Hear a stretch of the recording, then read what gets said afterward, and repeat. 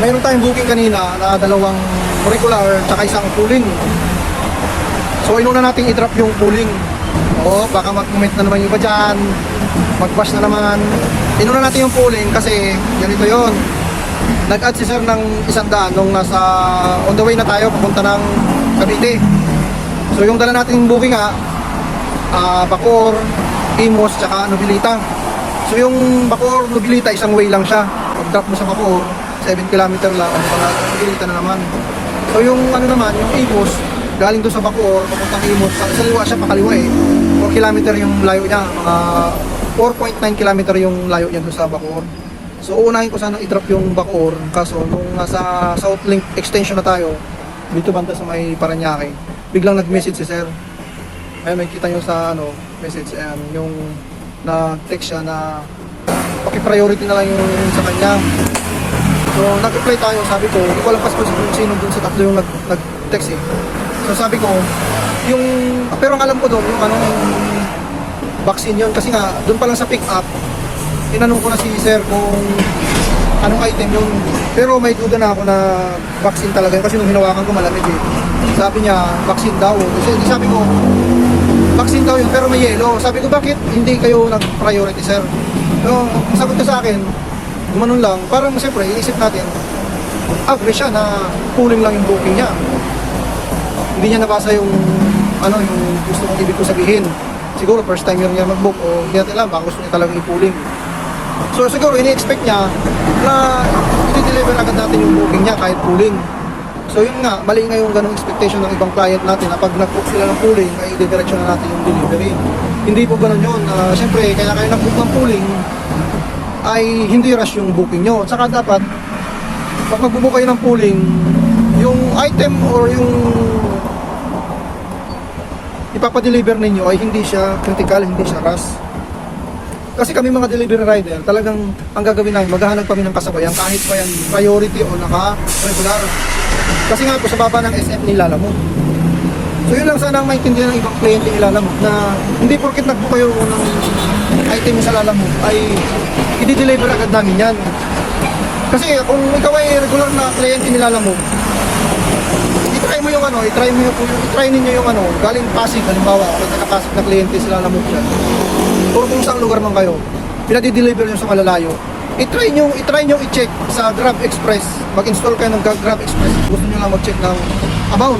At para malaman ninyo kung bakit ang Lalamove Rider gumagawa ng paraan na mag-Google Book at bakit namin ginagawa yan. Samantalang dito kay Lalamove, naka-credit siya, regular, 500 yung amount. So baka pag kay Grab Express yan, hindi lang yan 500. Baka abot niya ng mga 700, 600, gano'n. Basta ganyan, hindi abot tayo 1,000 yan kay Grab. Pero abot niya naman ganyan, yung range niyan sa delivery fee. So, kaya natin inuna yung pooling. Kasi nga, nung nag-message si sir na magsisend siya ng 100, additional 100 sa Gcash, basta pati priority yung item niya. So, kahit ako alam kung ito priority dapat yun, hindi ko siya priority kanina kasi nga naka-pooling siya. So, dapat, nasa alam na ng customer yan na yung item niya rush, bakit niya ibubuk sa pooling? Siguro yung drop-off, nag-message sa kanya, nagtanong sa kanya kung anong oras ako makakarating. Pero siguro naalala niya, nung sinabi ko bakit ka naka-pooling siya, dapat naka-priority to. O siguro, saka lang niya na-realize, tumatakbo na tayo na oo nga pala, tama si Kuya Rider, dapat naka-priority ako para priority kong ma-drop yung item ko. So yun, nung mag-add siya ng 100 sa Gcash, saka natin priority yung pooling. Kaya naunang i-drop natin yung pooling sa dalawang regular. Kasi yung dalawang regular naman, hindi naman masyadong rush. Kahit naka-regular siya, hindi siya rush kasi damit lang. Tapos yung isa naman, parang sa accessories lang yan sa mga lobo yata yun dito sa Nobilita. Yung sa Bacoor nga, kahit medyo na-delay ng drop, nagbigay pa ng tip si ma'am eh. Yung 176, ginawa ng 200. So hindi naman talaga rush din yung damit na pinapadeliver sa akin. Kaya okay lang. Hindi naman masamang pag-book kayo ng ng pooling. Basta siguruhin nyo lang na yung binook nyo sa pooling, hindi siya rush. Hindi yung pag okay lang nakuha na ng delivery rider yung booking nyo na naka-pooling, bigla kayo magsasabi na kuya, kailangan rush yan. Kuya, kailangan priority yan. Ano yun? Hindi. Pero mag-ganon. Baka sabihin kayo, baka pag si Malupito nang nakakuha ng booking nyo, Pag nagsabi kayo ng, Kuya, rush yan. Kuya, priority yan. pag pulling ko, pulling yan. Hindi sabihin, hindi kayo nagra-rush. Ngayon, kung gusto nyo naman i-rush, mag-add kayo. Katulad ng ginawa ni Sir.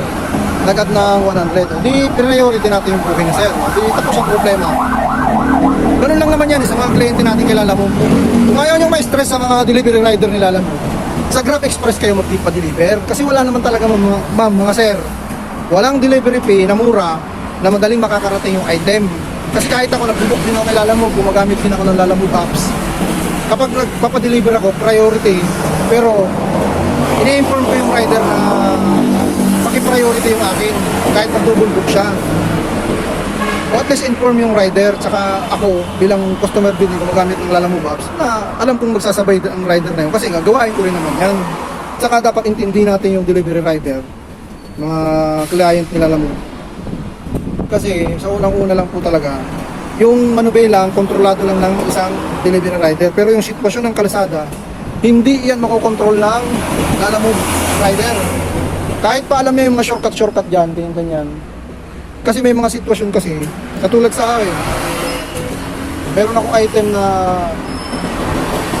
5 minutes lang sana yung drop. Ang problema, alam ko nga yung shortcut. Ang problema, nung dumaan ako doon sa shortcut, may mobile crane na nakaharang doon kasi may inaangat silang kahon na malaki, kahoy. So, paano ako makakadaan doon sa shortcut na yun? So ngayon, ang ginawa ko, umikot ako, doon ako dumaan sa main highway, umabot ng 15 minutes.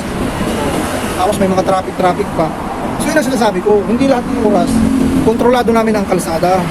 Hindi kontrolado ng Lalamove rider ng kalsada. So sana expectation ninyo, yung sa pa-deliver ninyo, hindi dadating sa tamang oras. Depende na lang talaga kung sobrang lapit ng araw. Pero kung alam niyo naman na napakalayo ng area nyo, drop off, dapat intindihin ninyo yung sitwasyon ng isang delivery rider. So yun lang, napapahaba na yung mga ko. Sinasabi ko. Yun lang kasi yung mga sitwasyon na ganyan, yung pulling, kung gusto yung rush, nag-add kayo. Pero kung hindi naman yan rush, yan nyo na yung basta makakarating yung delivery ninyo na pulling lang. At sana maintindihan tayo ng ibang kliyente. So habang tayo ng booking pabalik ng Manila, 5 booking na nakuha natin, 5 na lang, tayo na tayo. Alas 11:59 pa lang. Yun lang, maraming salamat sa inyong panonood at sa mga delivery rider, ride safe.